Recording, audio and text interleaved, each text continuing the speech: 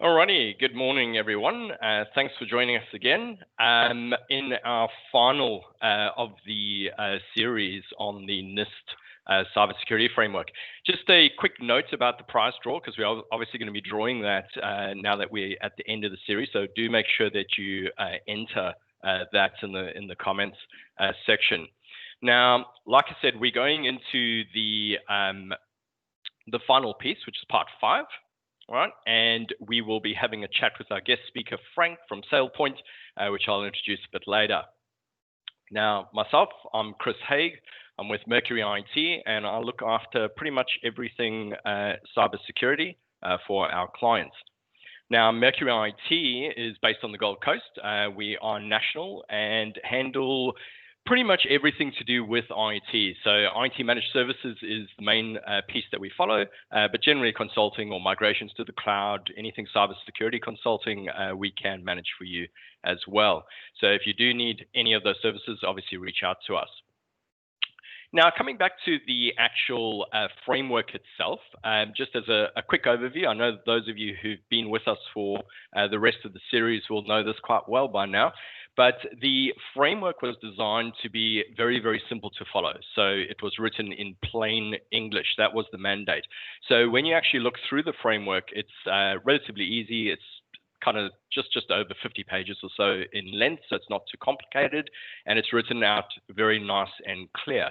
So you'll see there's 5 functions. We've got identify, protect, detect, respond, and recover, and it pretty much covers the entire area that you'd need to cover in a response time framework. So if something's happened, how do you recover? What do you actually do to cover off your whole cybersecurity framework? Now, under each function, there is a categories, right? So what you can see on this particular slide is the high-level categories. Now, under each category, there are subcategories as well. So in total, there's 108 subcategories that you can go through. So if you are looking to get a bit more detailed on this, go grab the cybersecurity framework and you can have a read yourself.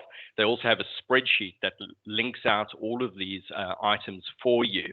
Now, in our way of dealing with this, we've gone very, very high level to give you an idea of where it fits. And then we've also picked up certain areas that are maybe of more interest or quite important for you to have a look at to get them in place. Now, there was an article recently talking about the toll group being attacked with ransomware. In fact, it happened twice at the beginning of this year. And the reason why I bring this up is because of the recover part, because it is quite pertinent. Some of the things that came out of this was them taking a number of weeks to actually recover their systems. And the other one was to actually put in, as you see in the article title there, a year-long accelerated cyber resilience program. So actually hiring more people for a dedicated cybersecurity team. Now, what we want to do going through this is just to give you a few ideas to think about and make sure that it is being covered. Although the recover section is not particularly long and there's not a lot to it, you can see there's only 3 things there: recovery planning, improvements, and communication. Not very complicated, but quite often it is missed, especially in the recovery planning side. What tends to happen is it doesn't get documented. And that's the key thing, is actually documenting and testing it. So for instance, if we speak to customers and go, okay, do you have the backups? It's like, yeah, we got backups. I mean, look, when's the last time that you actually restored a backup and checked that it worked, right? So quite often you'll get never. So you don't know that you have backups until you've tested them. So, and that's just one area of it. The other thing is, if all the systems were destroyed completely, what is that actual recovery? What does it actually look like? So here we're starting to talk about, it's not just backups, but it's business continuity planning. So your BCP stuff. So making sure that that is documented, it is tested, even if it is at a minimum some sort of like kind of table read, where that team gets together and you run through the actual the planning, who's responsible for what are you looking at? Do they know where to find what they're looking for to try and restore that system or restore that file or that function? Also, bear in mind as well, if you don't have access to the building things like that. People often forget as well. So a common one, for instance, might be something like, well, the obvious one is fire, and then the building's not there, so you've got to work from somewhere else. Do you have your plans in place that you can easily facilitate that? It's probably a bit better these days after COVID. A lot of people are working from home a lot better, but also just think about those areas where you do need access to it, and we haven't actually planned for it. So you kind of need to run through the whole system itself. Again, just going back to that article with the toll group, they took weeks to recover. And if you think about it, the impact on the clients, wait time, all that kind of stuff would have been terrible from a delivery type scenario. Improvements, pretty easy. I mean, we've spoken about this before. It kind of comes up in most of the sections, because anything that you've documented and run through a process, you've got to see whether that process has actually worked for you, or is it something that you thought about too high level and there's not enough detail so that people couldn't exactly do what they needed to do, or maybe they didn't have access to something that they needed to get the job done. So just looking at that continual improvement and updating the documents once you've actually run through the plan itself.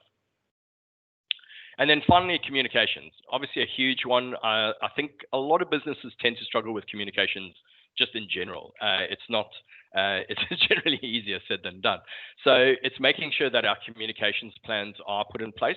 Remember when we spoke about communications within the respond section, we were often talking about a PR company as well because of public relations, especially in the recover section. If you look at the article with Toll, they'll probably be doing a couple of things like that article as an example to try and educate people, hey, we're investing in cybersecurity, because they don't want the public to lose confidence in their ability to actually run their business. And that's what they're actually doing. So we're talking about a reputational damage piece that we're now trying to repair through careful PR and careful stories that come out there and what we're actually saying. So what we say is going to be very, very important. But the communications pieces are obviously important within the business as well, even if it's back to, for instance, the executive team, and explaining to them where you actually up to with regards to the restoration of BAU, so business as usual, and getting us back on track.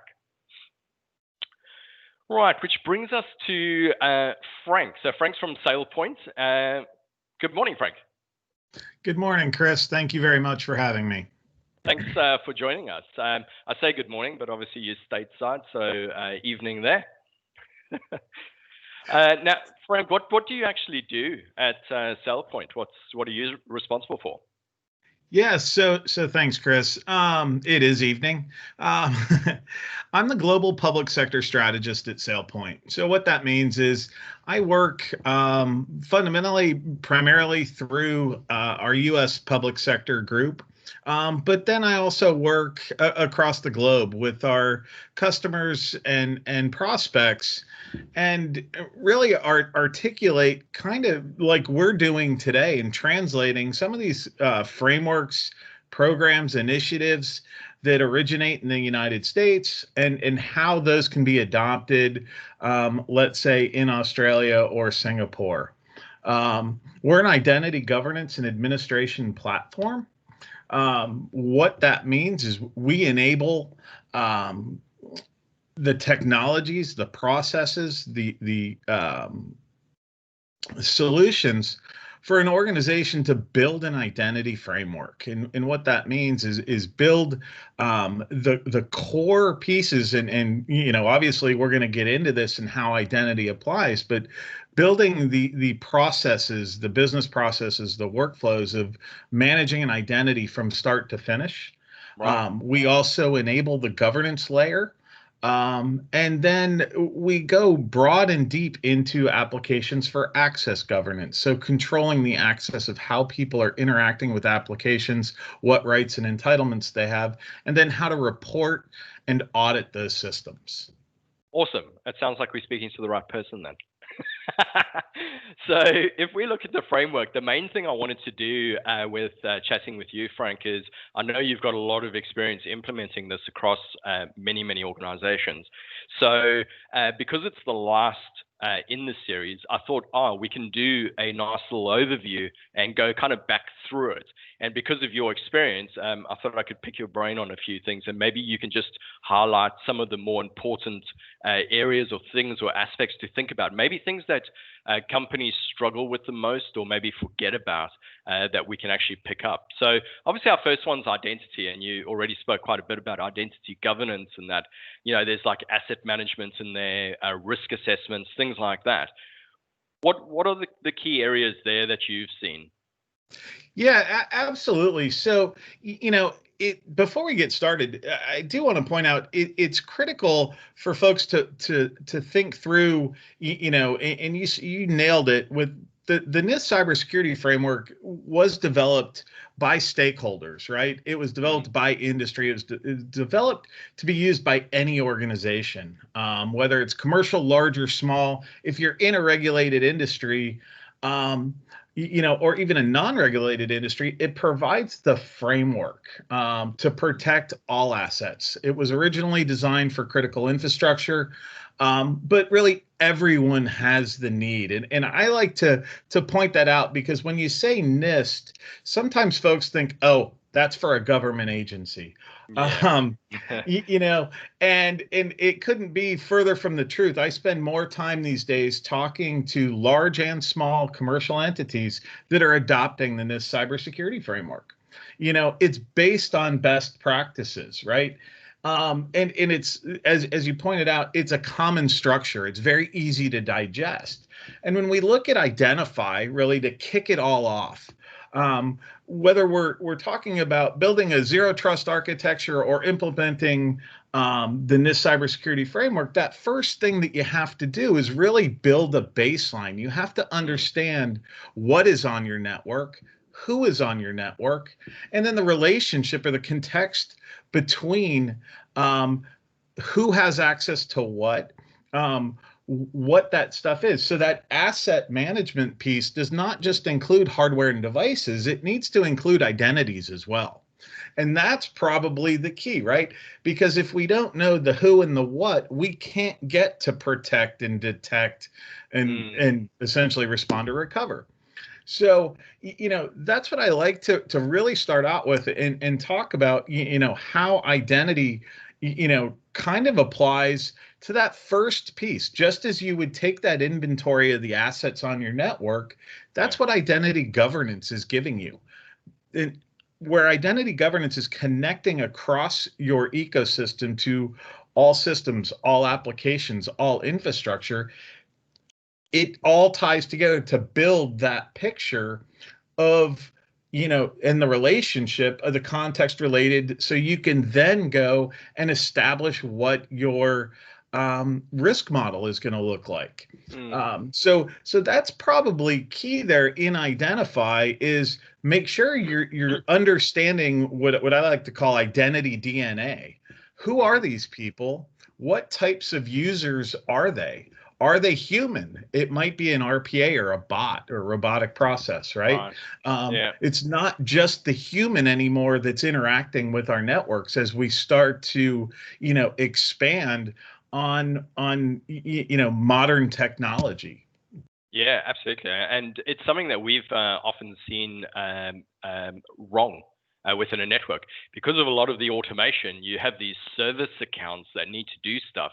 And quite often they're given full rights to the system. So they sometimes, some of your most dangerous accounts that sometimes shouldn't even be there. So it is an interesting one. Absolutely. And, that Identify really comes in, it includes things like governance. It includes the risk assessment. But how can you build all that without understanding the who and the what?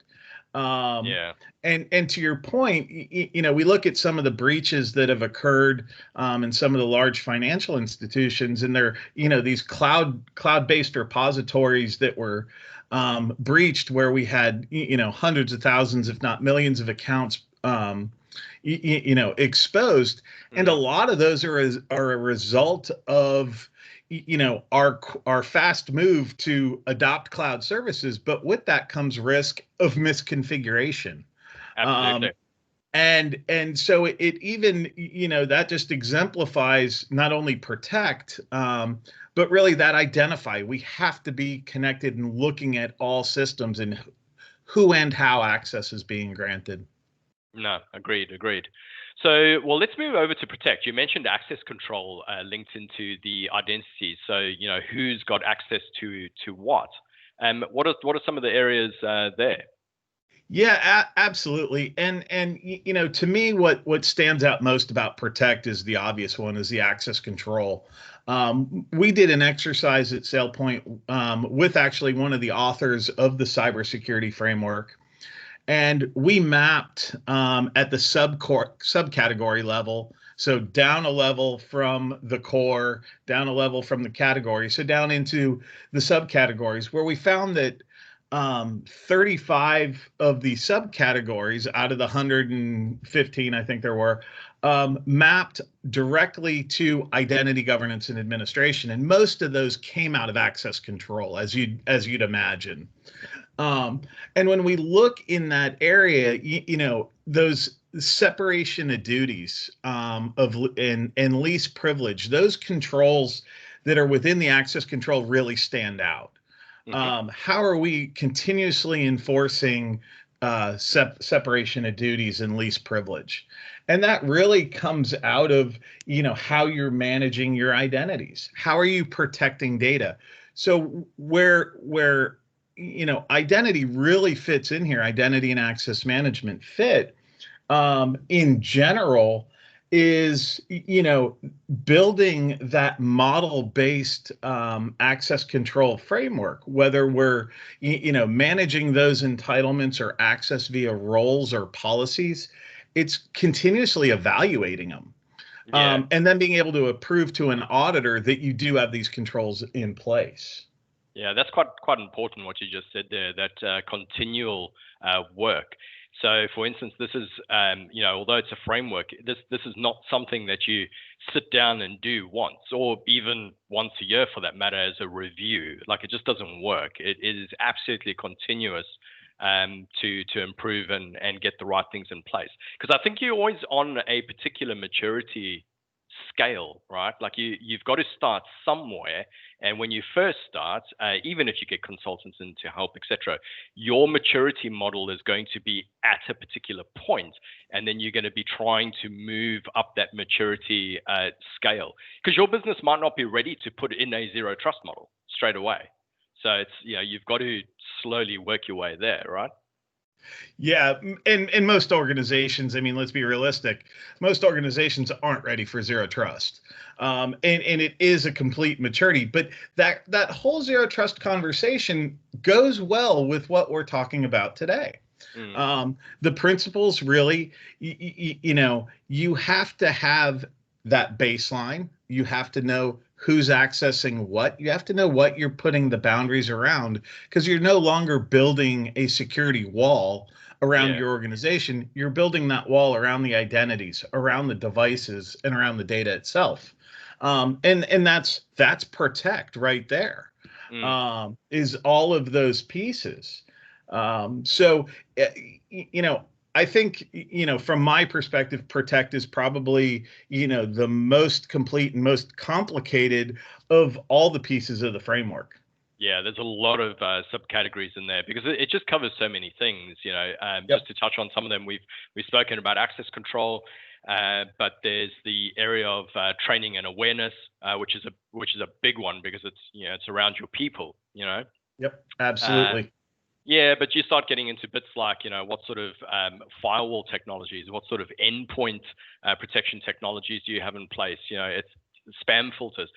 That all fits in there. So it's quite a big piece, like you said. It's covering humans and tech.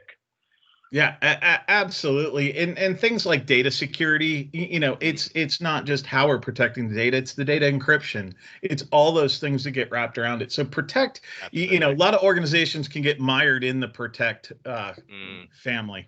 Yeah, they can get stuck really quickly, even with the data encryption, like you said, because you read most of the stuff and they're talking about, encryption of data at rest, data on move, and then while processing. And then it's like to look at all the applications and all the processes that your business uses, and actually looking at where is that data at any one time. And it gets even more interesting when you start talking about working with third parties, because what if they processing the data for you, and now who's responsible, and is it being encrypted? And yeah, it's an interesting one. Yeah, absolutely. And again, that model-based access is Yeah, key. absolutely. And then be able to discover where data resides and who's accessing the data. What are the contents of the data?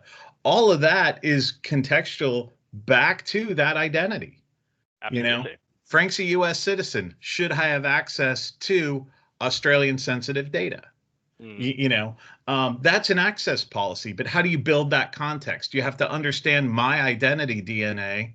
Absolutely. And that's where the wall comes in. The data access policy should state Frank doesn't have access to it. Yeah. So yeah, it's that is the complex area. Agreed. Well, let's move on to the something less more complex. Well, sorry, possibly. Yeah. Detect. So here we're talking anomalies and events, security, continuous monitoring. That's an interesting one just in itself, and then detection processes. What's your viewpoints on this area? Yeah, so detect is absolutely critical. One of the things that I see when I'm meeting with our customers, they have the security operations team that are doing the detection process. They have tools that are in place.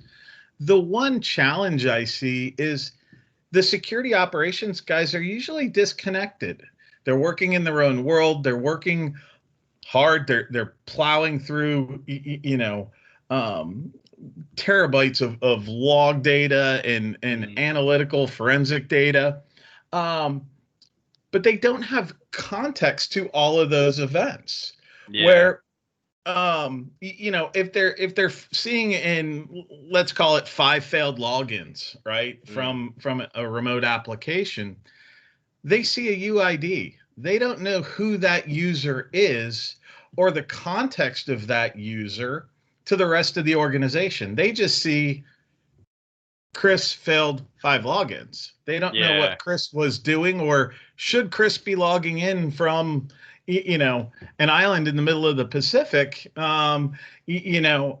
Probably not. He's the context is critical, isn't it? Context is critical, and that's the conversation that we have is, in really where identity then steps in, is by connecting the identity governance and identity ecosystem to the SIM, SOAR, UEBA platforms. We can then share that contextual information. So when there is a Chris failed 5 events, well, let's disable his account. That can be an automated process. Or if there's, and then we're kind of getting into respond, but it really is about, going from that baseline of what we defined in identify as these are the who and the what, to this, and to protect, to this is what they can do, to now in detect, this is what they're doing that's not according to the baseline. Absolutely. So we can start developing that picture of the anomalies that are occurring, whether it's someone requesting access to things that they normally don't, or perform an activity that they normally don't or shouldn't. So it really is, that detect is, I think, the big gray area of the framework, or of the processes or functions, where we have a lot of people working in that detect function, and they really need to be exposed to the rest of the ecosystem to do their job. Yeah, agreed. And I think it's probably important to note that we are seeing quite a bit of growth in that area of AI and machine learning to actually help, because like you said, it's terabytes of log data that, the context of whether it's Chris logging in from here at this time, you quite often, if you had to sit and go through all of that, I think it would be the usual, which quite often is. It's 50% of all detected alerts coming through are not ever responded to.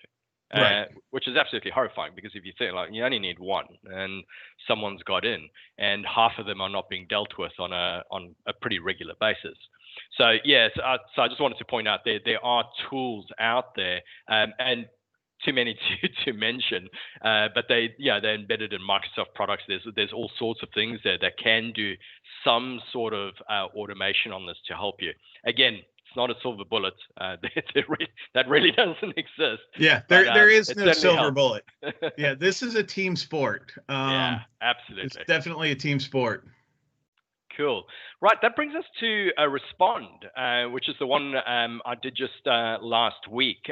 So response planning, things like that. What are some of the areas people need to be careful on here? The main thing, just to put it in context, because I don't know if you saw the previous episode we did, we spoke a lot about the notifiable data breach legislation in Australia, because it was kind of one of the main things we could talk about. There's obviously a lot there, but just in response planning kind of made sense. But what's your viewpoint on it? Yeah, so Respond, I started to steal the thunder a little bit and move to the next topic, because this is where we operationalize everything, right? Yeah. Not only in the protection, that's a big key for identity, but really in response. And you go, well, that's not identity, but it is. The automation that you get from your identity governance platform, provisioning, deprovisioning, when something changes about me, my access should change.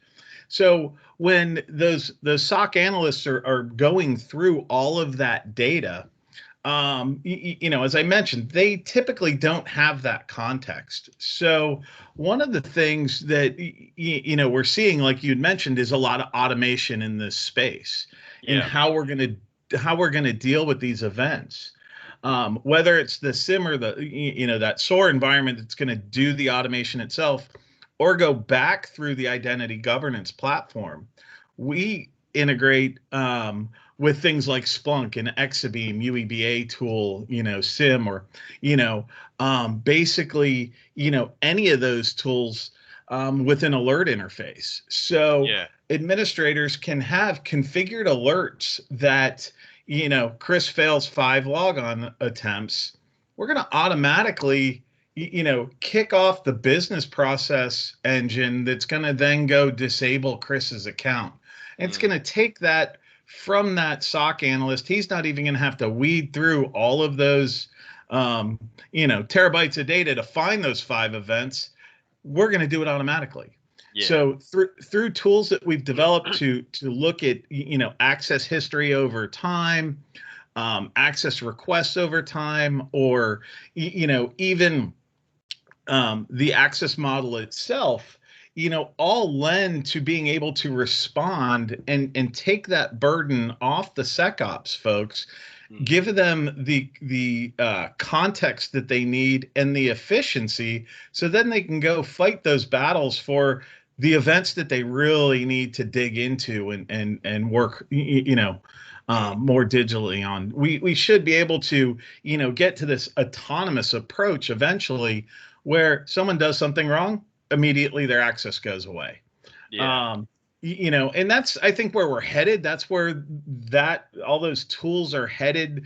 Are we there yet? We're getting there, right? It's a journey. Yeah, this absolutely. Is, not a destination. Agreed. And what about the final piece that I just covered off before introducing you, the recover section? Any points along there? Actually, there is. When we originally did the evaluation of the framework, recover is one of those, as you said, it's kind of like the small section, right? Yeah. But there's a lot of impact. Yeah. If the system needs to be restored from scratch, how do you replace, what I see, how do you replace all those entitlements the way they should be? So you actually, the identity process, the identity governance process gives you that ability to restore and ensure and reevaluate who had access, right?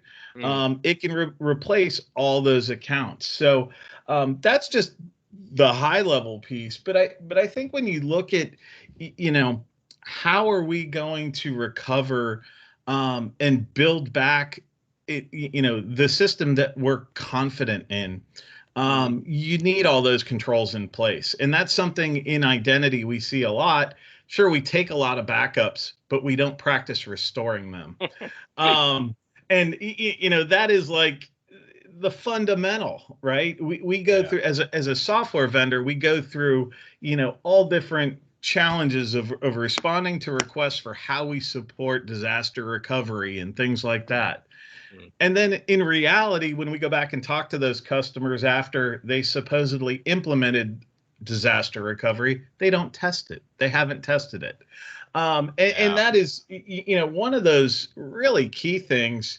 So just the ability to get that system back, but, also make those changes in improvement. If a system was degraded due to a cyber attack, what improvements need to be made? And really that's a key area, which goes to, detect and protect, really is that continuous evaluation of the system itself. What's changing? By the time you get to improvement in recover, is it too late? I think, keeping the tools connected, like I said, this is a team sport. There's not I'm going to buy a tool for NIST Cybersecurity Framework. This is many disciplines that come together. It's many tools that come together. And, that's what makes the recovery easier. Agreed. Right. I think a final question, probably one of my favorites. Being Australia, you'll probably note, having worked in Australia as well, is that working with businesses here, budgets seem to be pretty strict. There's not a large number of very large businesses like the US. Now, I know you've worked government as well, but what sort of advice would you have for that smaller organization, say 50 seats, 100 seats up organization, looking at NIST and going, I need consultants, multidiscipline schools. Where do they even start? Yeah, so that's an interesting one. Organization large or small, the complexity is the same, right? Agreed. So in regulatory compliance, whether it's NIST, whether it's the ISM, whether it's the Protective Security Policy Framework, doesn't really matter what that framework is. It's here to stay, and it's going to get more complicated. So, I think every organization needs to look at the framework and decide how it's going to work for them. They need to take that inventory of, excuse me, what tools they currently have and how they're going to use them. They need to build that strategy to then build out, how they're going to apply. This is the flexibility of the framework, is that you can pick and choose. And then when you get down to the control layer, which controls apply to your organization? So finding a partner like Mercury that has a lot of these disciplines, I think would be hugely beneficial to those customers that offer the services and support throughout the evolution. No, agreed. And obviously, I agree with you. I'm from Mercury. No, we do look at these things quite often, so it's quite interesting and definitely into it. Frank, thank you so much for your time, Frank. It was absolutely awesome to speak to you. A lot of insights there. It's absolutely brilliant. And I just want to also extend a thanks again to all our other speakers. So we had some really, really interesting guests on over the last 5 weeks. And just to wrap this up a bit, we've got these videos have all been recorded. They are on our website. So you can jump on there if you've missed one or two of the others, or maybe this is the first one you've jumped on and you've heard Frank talking about these various elements. You can go and jump in back onto those other videos and get a little bit more insight into those there. Again, please remember the prize draw. You can win the iPad or Samsung Galaxy, so we'll draw that at the end of the week, and we will reach out to the winner. Again, if you need any help on the cybersecurity side of things, NIST implementation, anything like that, please do reach out to us and we can help you out. There's some of our details. If you need to get hold of me directly, that is cybersecurity@mercuryit.com.au, or go visit our website for other details. So thanks again for joining us, and we'll see you again soon.